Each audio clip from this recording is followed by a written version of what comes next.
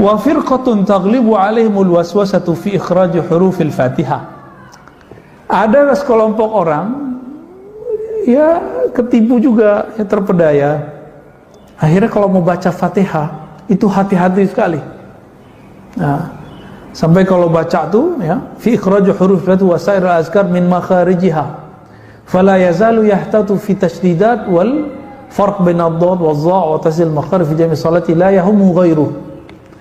Jadi sibuk gimana cara baca. Kalau kita baca Bismillahirrahmanirrahim itu kayaknya nggak bedain Pak ya, hak kecil hak besar nggak dibedain.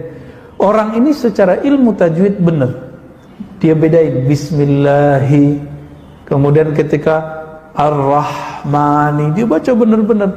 Tapi karena sibuk dengan makharijul huruf, lupa dalam memaknai apa yang dibaca.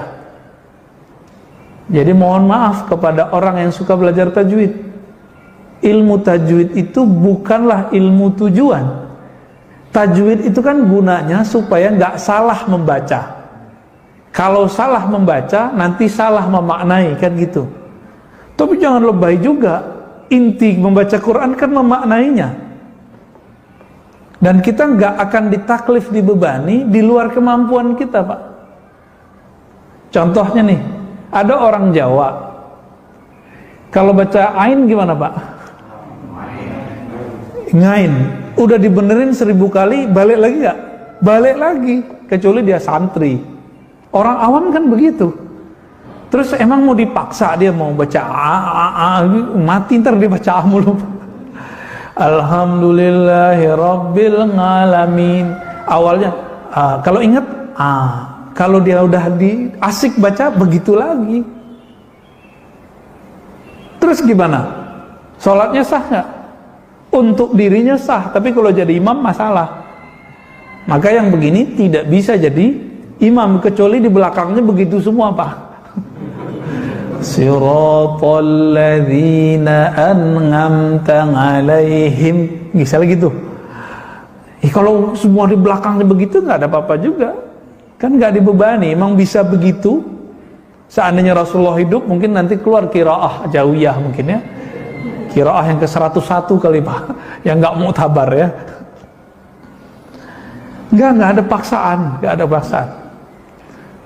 Orang sini kalau baca itu kan lebay juga, Pak. Siratal ladzina an'amta 'alaihim, kan gitu. Itu Sudes kalau denger kaget juga kali itu. Nggak gitu-gitu amat. Cuma ya begitu orangnya baca, mau gimana lagi? Ya. Orang Sunda. Saya kan pernah sebulan praktek dulu, ada KKN namanya ya.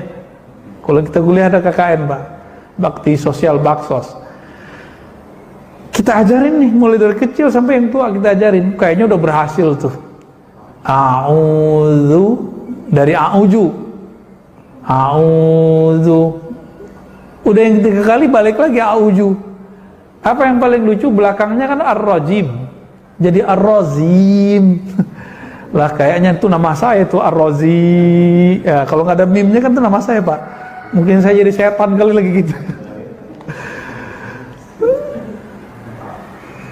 Nggak bisa dibenerin. Imamnya begitu, semua di belakangnya begitu. Mau diapain? Ya udah nggak apa-apa gitu. Nggak usah dipaksa juga, kecuali dia santri.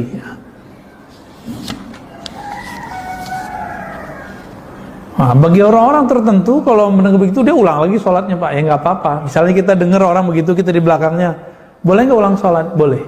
Secara hukum qiraatnya, tajwidnya mungkin nggak nyambung. Tapi nanti secara hukum qalbu kan bisa aja, Pak. Allah mungkin, siapa tahu dia lebih khusyuk dari kita kan? Allah kan bisa mengerti semuanya. Yang bikin lidahnya begitu kan Allah juga, ya. Apa kata beliau? Hadza huwa aqbah anwahil ghurur fa innahu lam yukalliful khalqa fi tilawatil Qur'an min tahqiqi makharijul huruf illa bima jarat bi 'adatun fil kalam. Ini salah satu yang paling parah ketika ahli ibadah terpedaya, tertipu. Kenapa? Karena Allah Ta'ala tidak pernah membebani kita baca Quran min tahqiqi makharijul huruf, dengan betul-betul benar-benar pas seperti makharij yang sebenarnya, illa bima jarat bihi adatuhu fil kalam, kecuali yang sebisanya dengan lisannya mereka. Bapak percaya nggak? Saya Al-Quran, saya baca Fatihah, saya setor ke teman saya, murid saya Aman Suwaid, itu nggak lolos, Pak. Percaya nggak? Padahal umur Bapak udah bagus kan? Masih belum lolos saya.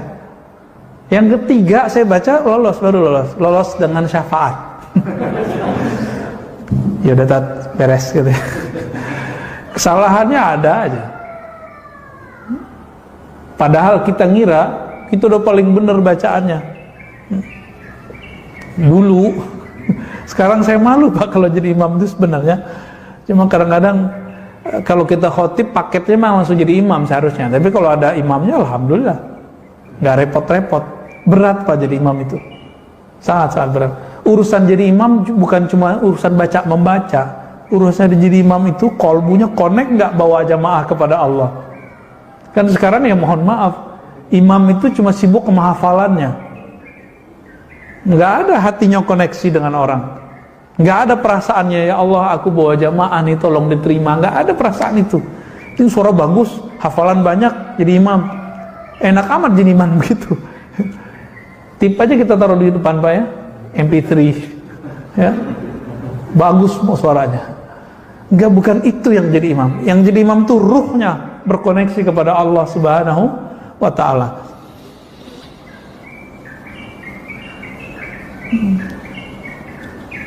Jadi kata Imam Ghazali, orang-orang yang tersibuk tertipu dengan ilmu tajwid ini seperti orang yang membawa surat kepada seorang pemimpin, seorang raja, seorang ketua, pejabat, lalu dia bacalah surat itu dengan bagus-bagus, lalu dia lupa dengan isinya. Mirip-mirip kayak kita dulu sekolah, terus baca undang-undang dasar, ya, apa pembukaan ya?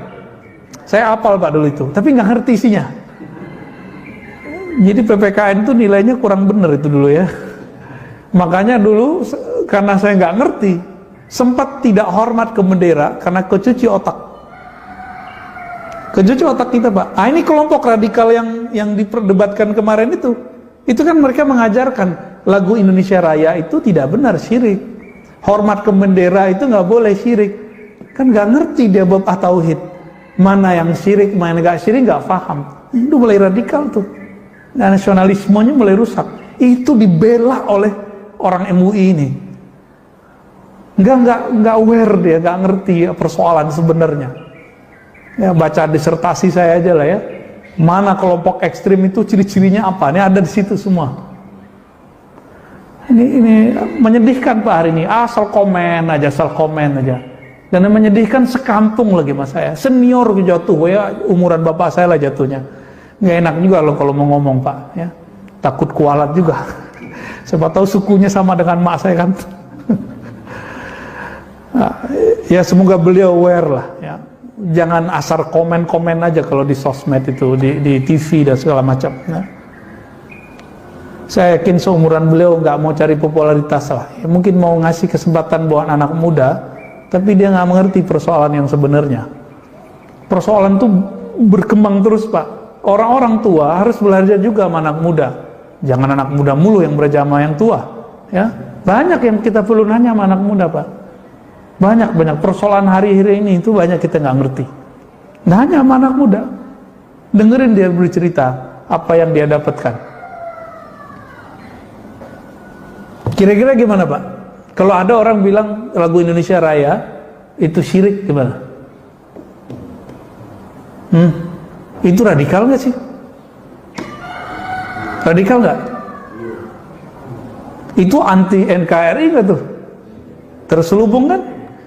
Hormat ke bendera nggak boleh katanya. Gimana? Wah, ketemu polisi sama angkatan gawat ya. Saya lama, Pak, nggak hormat ke bendera. Mulai dari kelas 3 Sanawiyah, MTSN, ya sampai kemarin-kemarin lah. Belum lama ini. Dulu saya benci Soekarno, Pak. yang sampai kepada saya cerita Soekarno ini yang menjarain ulama. Sampai kemudian Allah takdirkan 2011 saya diizinkan oleh Allah, dibimbing oleh Allah untuk terlibat menerjemahkan buku anak dari salah satu pejuang ya. Saifuddin Zuhri punya anak kalau salah ya. Itu anaknya itu nulis buku. Saya lupa Isa Al-Ansori pas Saifuddin Zuhri ya. Dia punya anak profesor, bukunya tentang Piagam Jakarta. Ini sekarang 2001, saya dulu 2011, udah 10 tahun, jadi udah lupa ya. Tapi karena menerjemahkan itu saya jadi tahu Soekarno itu ternyata seorang Islami. Bahkan jangan-jangan dia waliullah juga kan, nggak tahu kita. Nah ini sekarang muncul anak-anak muda, pendakwah-pendakwah muda membenci Soekarno sekarang ya. Gawat Pak sekarang Indonesia. Jangan kita biasa-biasa aja.